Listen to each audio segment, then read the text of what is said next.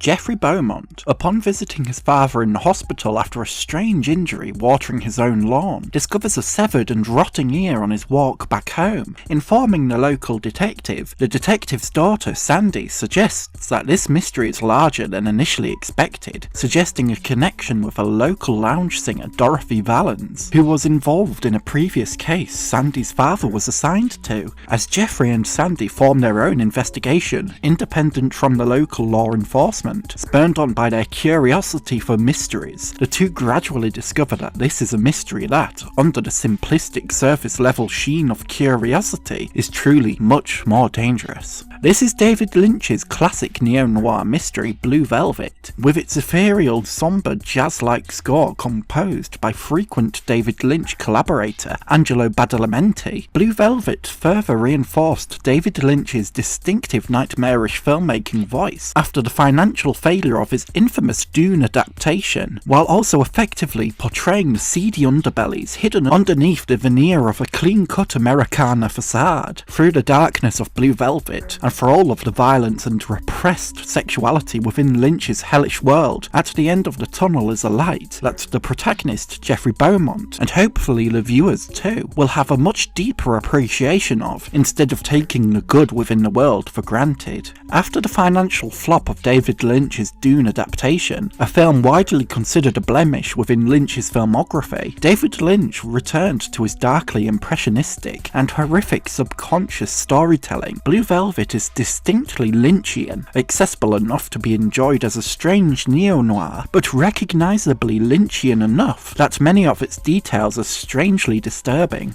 Pauline Kael discussed David Lynch's stylistic approach within Blue Velvet for The New Yorker, stating that, written and directed by David Lynch, this is possibly the only coming-of-age movie in which sex has the danger and the heightened excitement of a horror picture. The charged, erotic atmosphere makes the film something of a hallucination, but Lynch's humour keeps breaking through too. His fantasies may come from his unconscious, but he recognises them for what they are, and he's tickled by them. Lynch's use of irrational material works the way it's supposed to. We read his images at some not fully conscious level. Now recognised as trademarks of David Lynch's filmmaking style, sex within Blue Velvet is portrayed as a frightening experience, embracing sexual repression and the violent nature of power imbalance. Sex within David Lynch's films is rarely erotic, especially within Blue Velvet. There is imagery within Blue Velvet that we view: a dark, shadow-filled stairway, the flicker and extinguishing of a candle, the distorted murmuring of Jeffrey's father's face contorted into a seemingly impossible shape, but are unable to register their significance consciously. David Lynch's capturing of surreal and dark imagery often creates this inimitable experience, images that do more to conjure a subconscious reaction than a conscious explanation. With this approach to portraying sexuality as a violent nightmare and unravelling the narrative in a manner that evokes emotive reactions from the viewer, sometimes reactions we do not truly understand, David Lynch reinforces himself as a master of his own filmmaking craft. Blue Velvet effectively captures the contrast between the picturesque suburban facade, emphasised via its white picket fences, and happy faces reminiscent of kitschy 1950s advertising campaigns, and the true seedy underbelly that facade hides. A great concise example is how Jeffrey Beaumont's father waters his well-kept lawn, only to suffer an undetermined injury, and just underneath the grass, the hustle and bustle of beetles portrayed like an unsettling and grotesque sight. Much of Blue Velvet aims to unveil the facades that society places to hide the truly uncomfortable, such as when Jeffrey's family questions why he has returned home covered in bruises, only for Jeffrey to quickly sweep their questioning under the rug. Unwilling to discuss his experience with the intense drug trafficking abuser Frank Booth at the centre of Jeffrey's own investigation, Jeffrey's experience of violence at the hands of Frank Booth is also a reinforcement of the universal adage, curiosity killed the cat.